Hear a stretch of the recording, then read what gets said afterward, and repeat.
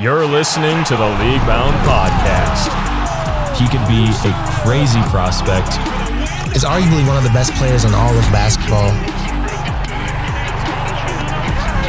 Whatever happens, please, for the love of God, do not take another big man.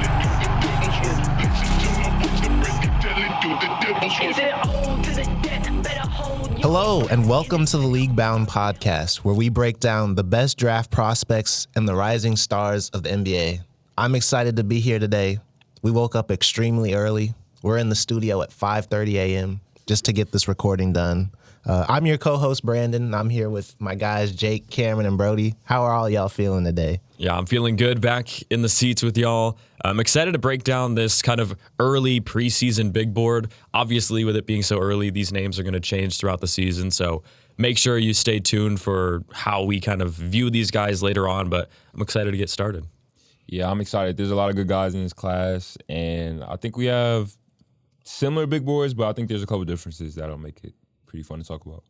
Yeah, so obviously, as we just talked about, we're doing a way too early mini board, like way too early, because we wanted to finally talk about some of these guys and where we think they rank among some of the other prospects. But we're not doing a full 60 or a full 30. We're just doing kind of the top 15 guys. But first up, we have Cameron.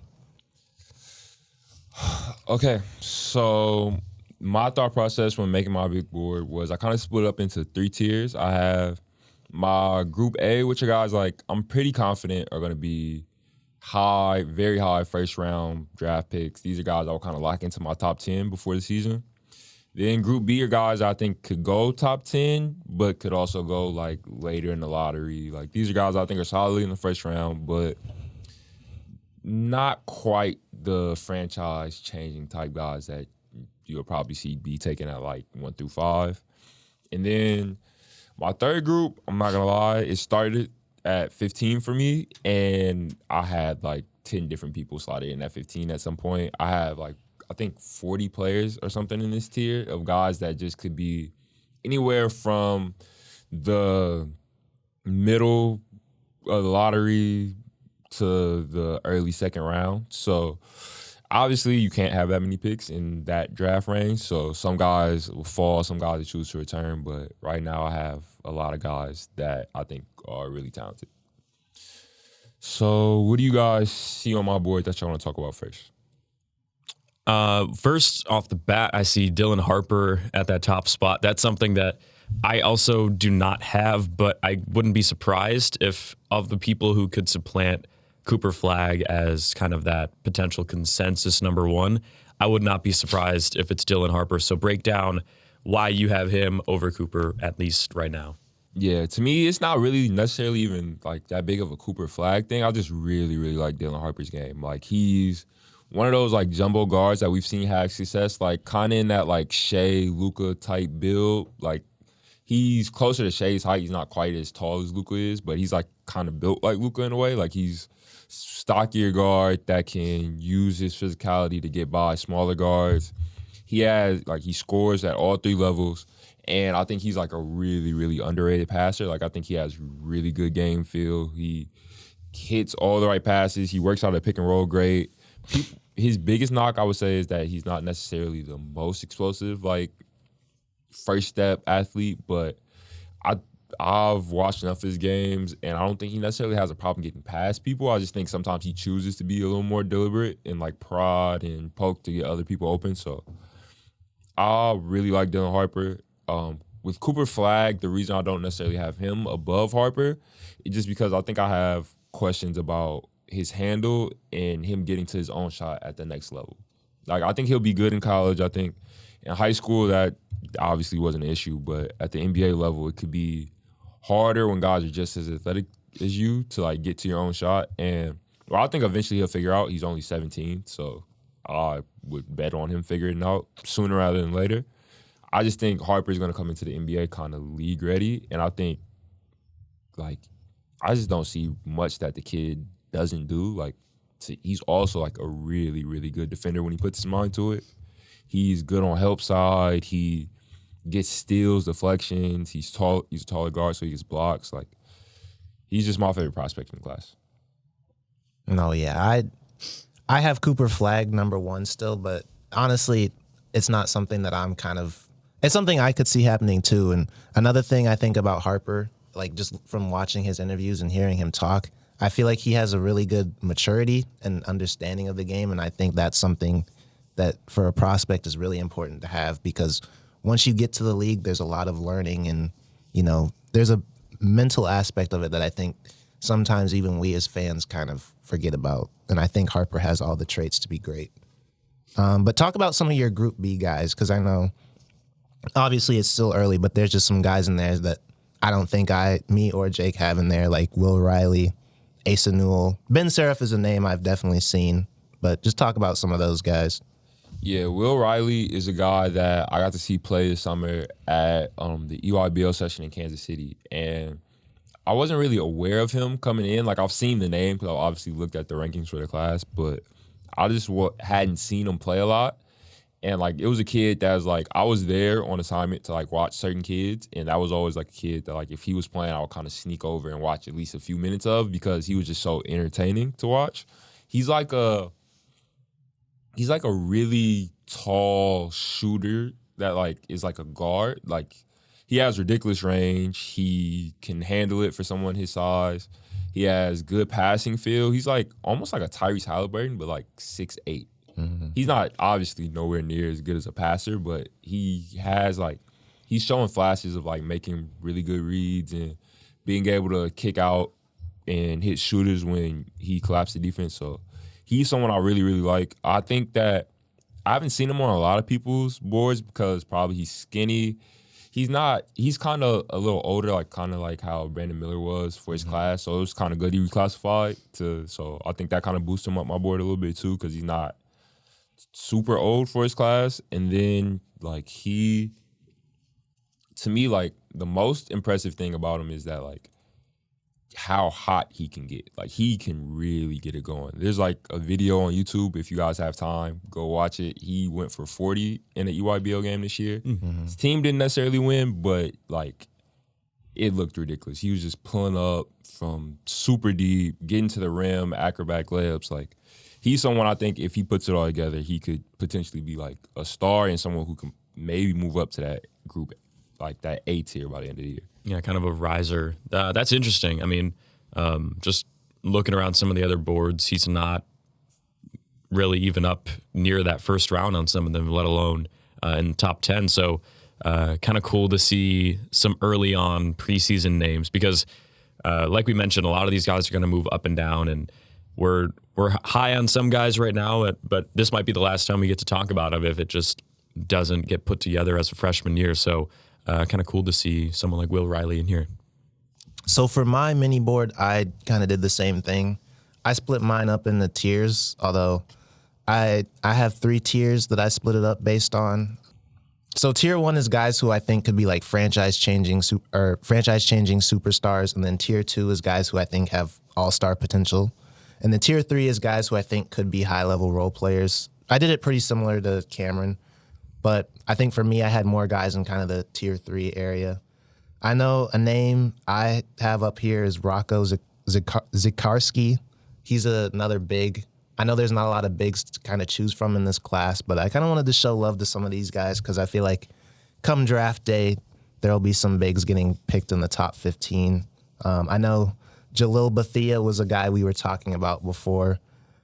He's a guy who I feel like is a great shooter, but I feel like there's other aspects of the game that he needs to improve or show.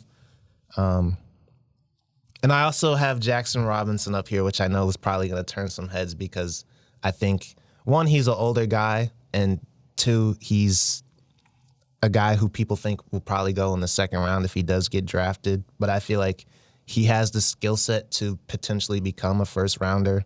And I'm kind of just being optimistic about it because he's also going to be, I know I said this last week too, but he's also going to be at Kentucky. And I think he's going to have more eyes on him than when he was at BYU, just playing for a high-level program like that. And I think there's a lot to like about his game, so that's kind of why I slipped him in there at 15. Might be a little greedy, but. No, I don't really have a problem with someone at the bottom of this preseason board. kind of being like a favorite, like a personal favorite. And I also feel like Jackson Robinson, with Kentucky going into this new era without Coach K, there's going to be kind of the eyes on that. Like, how is Kentucky going to look in this new era? And I feel like Jackson Robinson being kind of that number one option could be someone that goes out there in the SEC, puts up maybe 16, 18 points a game and is pretty impressive. And there's going to be teams in the late lottery that maybe will value a little bit more veteran and experience. So wouldn't be shocking for someone like Jackson Robinson, if he does have a good season, to get drafted up in that top 20. So, yeah, and someone that I know Jake was talking about when he first saw your big board was Jalil Bethea, and you have him. I have him kind of lower too, and you have him around 14. Why did you have him so late in your? I think for me, I'll just compare him to a guy like Trey Johnson because I feel like they have similar strengths in a way. But I think what separates Johnson from Bethea is the fact that Johnson, I think, is a great playmaker. And I think Bethea has shown flashes of it, but I still think there's kind of room for him to grow. So that's kind of why I put him in tier 3, just because I think right now I just see him as being like a great shooter and somebody to space the floor. I'm not necessarily sure yet if there's anything that shows he could be a potential lead guard. So that's kind of my reasoning for that. Obviously, that can change with it being the preseason, and there's a lot of ebb and flow. Mm-hmm. Oh, another guy I wanted to talk about now that I'm thinking about it is Hugo Gonzalez, because I know there's kind of mixed opinions about him. I think for me, he's a guy who plays for Real Madrid in Spain. He's a taller guy. He's pretty athletic. He gets a lot of his buckets in transition, but I think for me, if he can become a consistent shooter, that's why I left him in there so high. I think just the fact that the tools he has, the size, the athleticism, that's kind of why I wanted to put him in there. I just wanted to talk about that because I know both you guys left him off, and there's kind of mixed emotions about him, especially with him not necessarily getting that much playing time this year, but yeah. So, how much of a believer are you in his jump shot developing? Because that's kind of something that I don't know how long it'll take, and like if he'll get enough opportunity if it does take a super long time. So I originally did have him above like his former teammate Igor Dimin, but I had to drop him because of that. But you have him at 6, which is the highest, I think, out of all of us. yeah. How do you feel about his jumper? I think for me, I'm 50-50 on it because I feel like he can at the very least be like a spot-up guy and do that efficiently. But in terms of creation, obviously I think that's the part that's kind of harder to project. But if he can just become a reliable floor spacer on top of the things that he does with his athleticism and his size, I still think that gives him a very high ceiling. Yeah, I think it's also preseason too, so I'm not sure. Like, I'm kind of waning back and forth. And even when I put him up there, I was like, do I want to make him a tier 2 or a tier 3 guy? But I just went with tier 2 because I feel like with the tools he has, there's some potential there. Doesn't necessarily mean he's going to be an all-star caliber player, but yeah, that's just how I was feeling in the moment. It's interesting, too, because I know tier 2, so they're very similar, but you talked like you were pretty high on Trey Johnson, but you've got Hugo one spot above him. So is there really any significance to that, or is it kind of just 6, 7 is pretty much the same at this point in the preseason? I mean, yeah, it's pretty much the same. I mean, I did mine more so, like, obviously it's still a ranking, but I thought of it more as like a grouping. I didn't want to get too caught up in like where a specific person is. Like I put Ace Bailey 3, but because obviously like he's one of the guys who's been talked about higher. But I mean, I could still see, this might be a hot take, but Bailey is a guy who's pretty polarizing for me because like I could see him dropping really low or I could see him soaring really high. So I think to me it's just more of kind of a grouping right now and not just a straight ranking. But. Okay. So, all right, a little more about that. So your tier 2 starts with Bailey.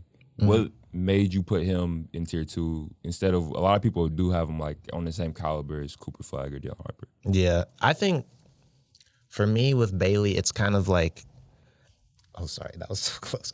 I think for Bailey, he's a guy who, and I know a lot of people have been nitpicking this, but I think the terms of how he gets his shots and like his ability to create for others are kind of the biggest question marks for me right now. And obviously, if he puts that together, I'll be quick to put him up in that tier 1. But right now, I think I just have a lot of question marks about that. And I think when he was in high school, he benefited from just kind of playing against guys who obviously were not on the same level at all, which isn't a knock against him. Like, he was just better. He was bigger. But I think, to me, I could see him having a similar draft storyline to Cam Reddish. And obviously, he still went in the top 10, but he was a guy who people were like, oh my gosh, he could potentially carry this Duke team. Or not carry, but be the next best player behind Zion. And I think he kind of became a ball stopper there, and that kind of hurt his stock, and that's something I could see potentially happening with Bailey. I hope it doesn't, but it's something I could see happening. All right, wrapping up the preseason big boards here on this episode.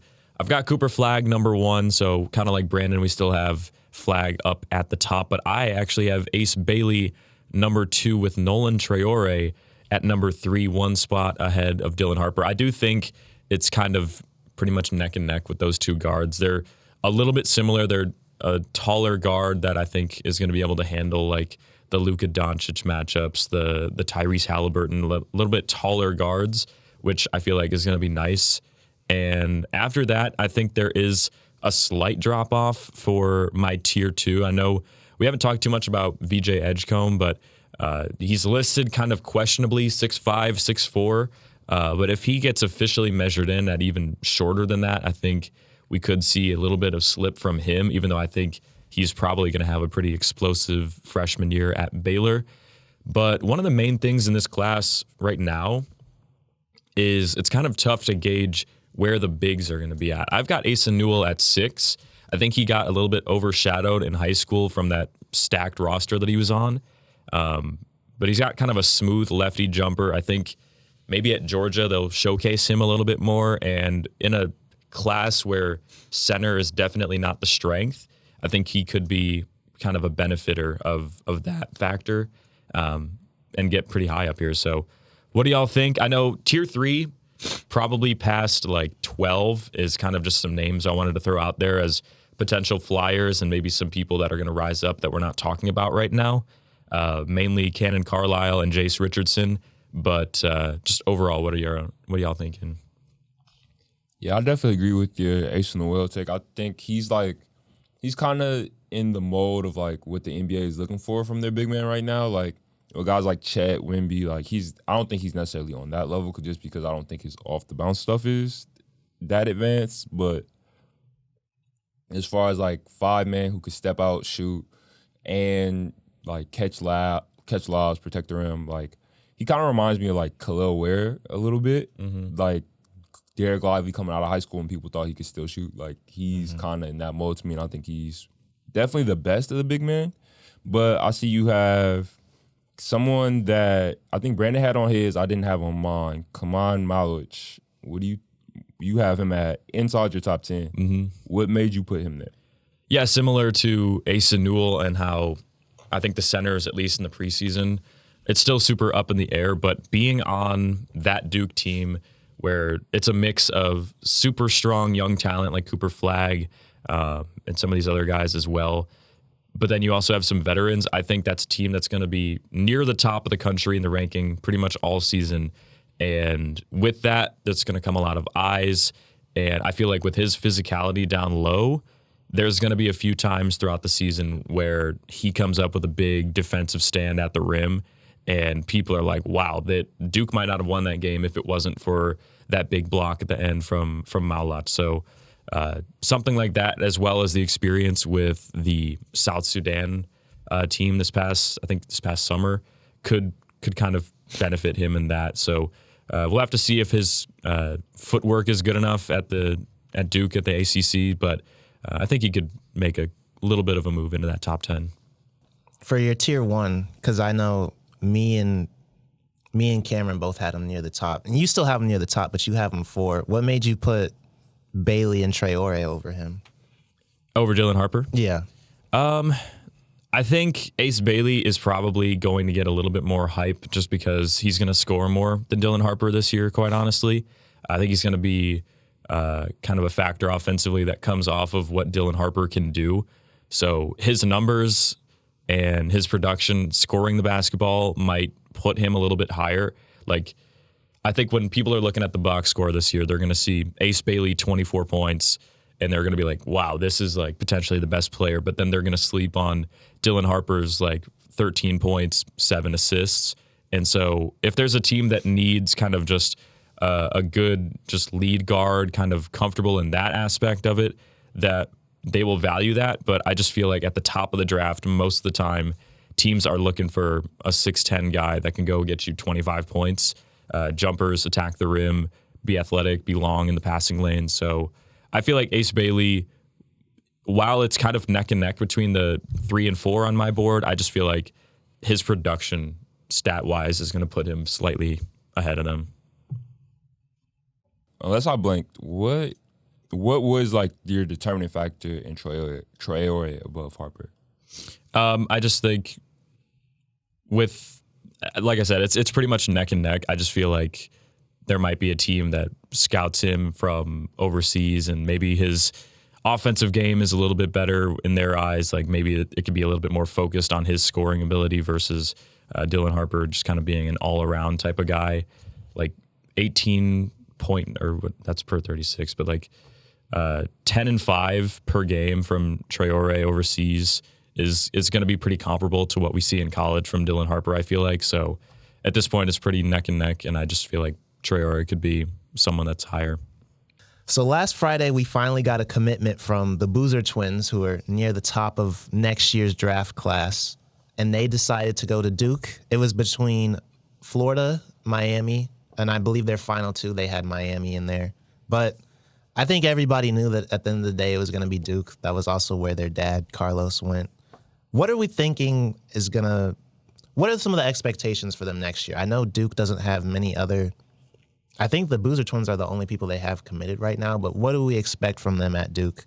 Personally, I'm just the chemistry that they have from playing in the EYBL in high school, I think gives them a very high ceiling.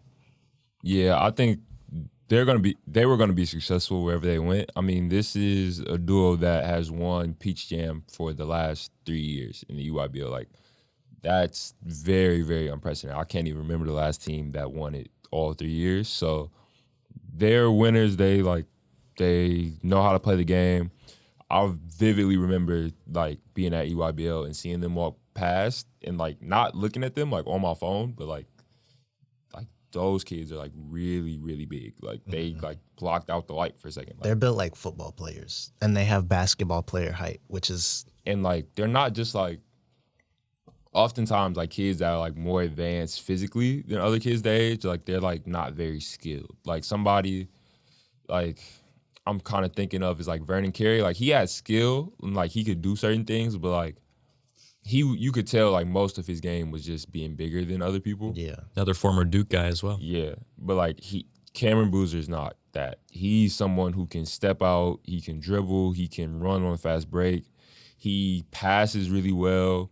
On defense, I don't necessarily think he's quite there yet, stepping out on the perimeter and guarding consistently. Like, oftentimes his team kind of opts to have him play the middle of a 2-3, which I think at this point is probably best, just because it allows him to help and it doesn't like expose some of his flaws that he might have on the defensive end. But overall, like those two will be successful. Like they're too good of players not to be.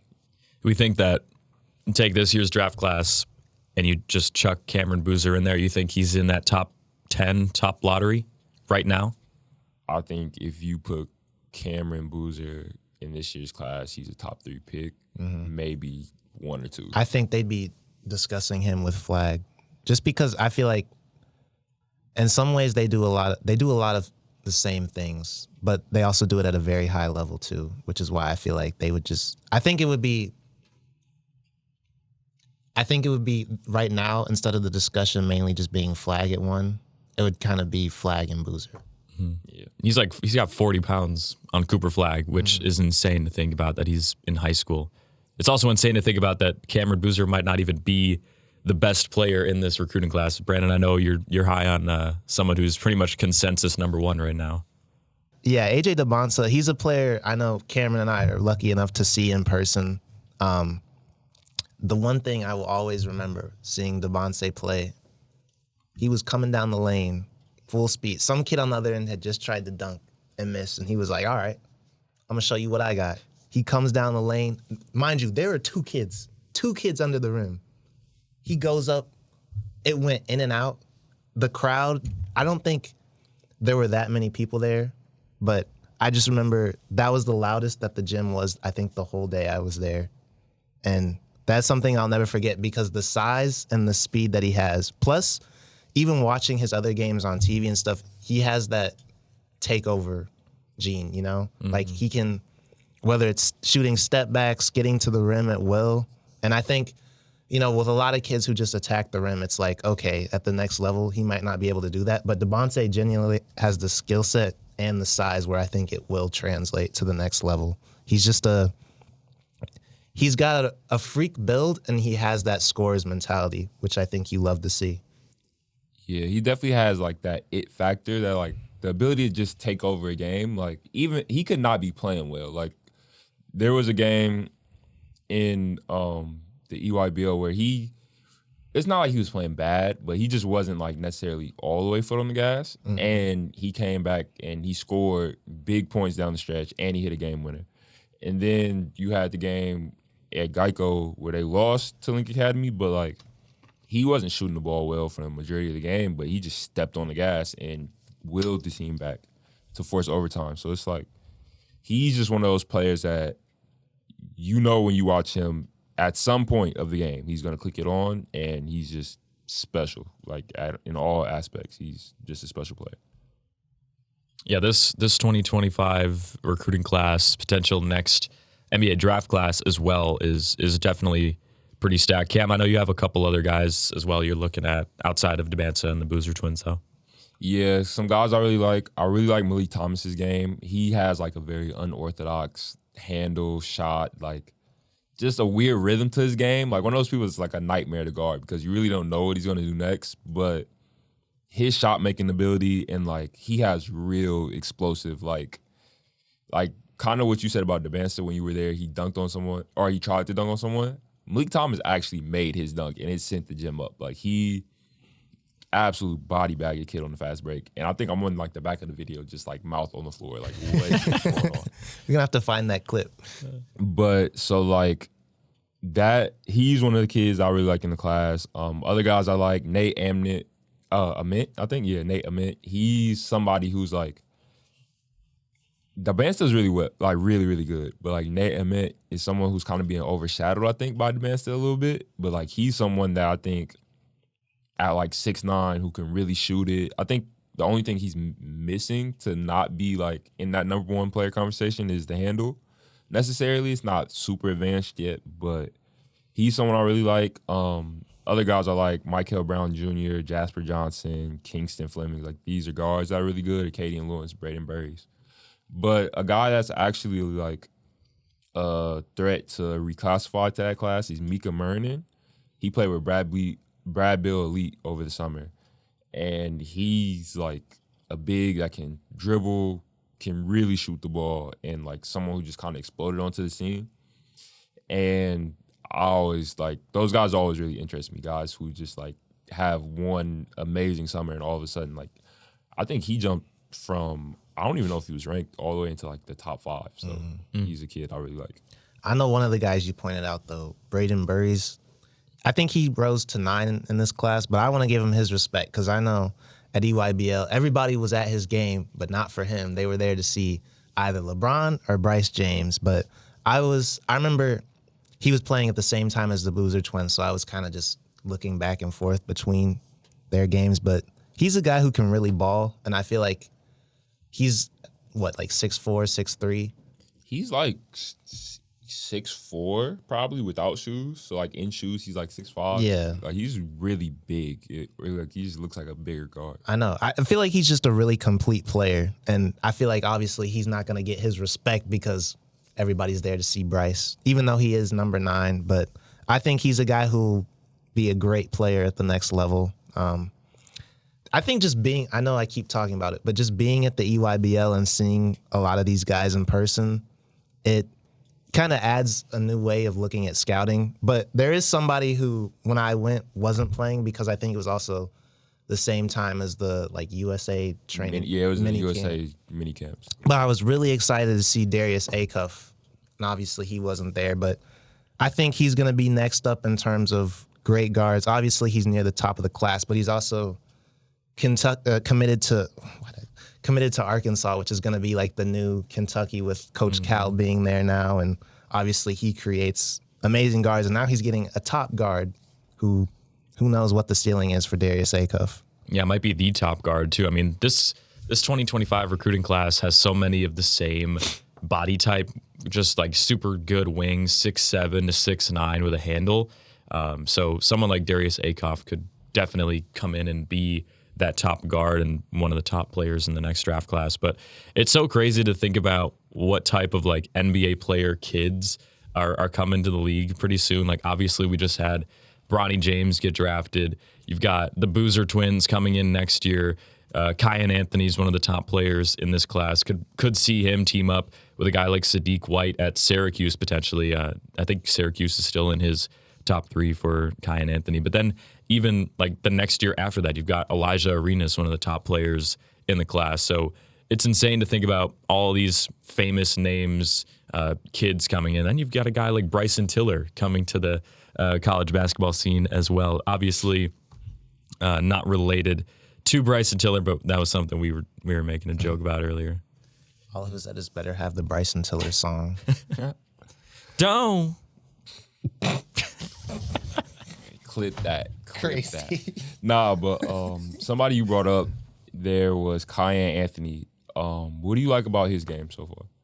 I feel like he's just super smooth. Like on the perimeter, he just seems like polished. There's a lot of guys that come in as like a taller wing in high school, and you could tell the jumper is just not their game. They just do it because they're settling. But I feel like Kyan Anthony, he's kind of similar to Carmelo. Like when he's on the perimeter, that jump shot is just smooth. It looks natural. And if he comes in and brings Syracuse back, for example, if he does end up choosing that would be pretty cool to see, because since Carmelo Anthony at Syracuse, they really have not reached that peak since the early 2000s. They've had a couple of teams that were solid and tournament teams, but for someone like Kyan Anthony to go back to Syracuse potentially and then bring them all the way back would be just poetic and insane to watch. So we'll see if he picks them.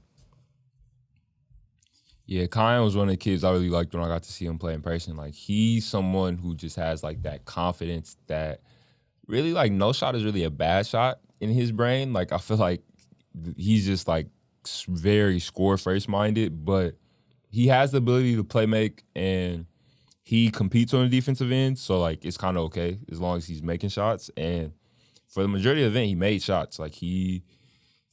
He looked like the best player on the court in some matchups where guys were definitely ranked higher than him. So I expect him to rise up the class as the year keeps going. He's just someone that I think just has, like, he just is a scorer. Like, you can just tell he's a scorer at all levels. So what do you think is the reason why people still have him so low? Because I feel like there's been a lot of people who think, I've seen people who think he could be a top 20 player, but obviously that's not the case right now, and a lot of outlets have him still kind of hovering around, I believe, that 30, 40 area. I think it's like, personally, when I watched him, he had a really good weekend, I'm pretty sure. That weekend, like, all the games I saw, he kind of played good. His team won a bunch of games, and the games they lost, he was kind of carrying the load for his team. I think it's kind of like the reverse Bronny effect in a way. It's like he's not necessarily getting the benefits from being Carmelo's son. I think he's more so kind of been, like, skeptical. Like, people are more skeptical of it, and they've been a little harsher on him, I think, than necessary. I don't think it has much to do with his game other than sometimes he is a little inconsistent. Like, he can play really well in one setting and then kind of just disappear in certain settings.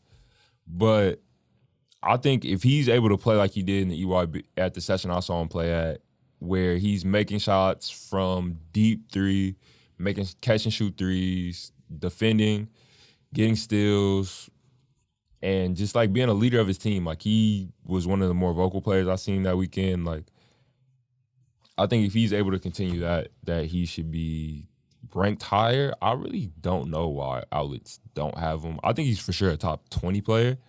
I think he's pushing top 15 if he can just be more consistent. Yeah. All right, but that's going to do it for another kind of shorter episode here in the preseason, going over our mini big boards and some of the players to watch out for in the upcoming recruiting class. A lot of fun. I think we'll see a lot of these guys kind of move up and down in the rankings. But thank you guys for watching. Make sure you subscribe. Check out our social medias. It's in the description. And yeah, thanks for joining us. We'll be back next week once again.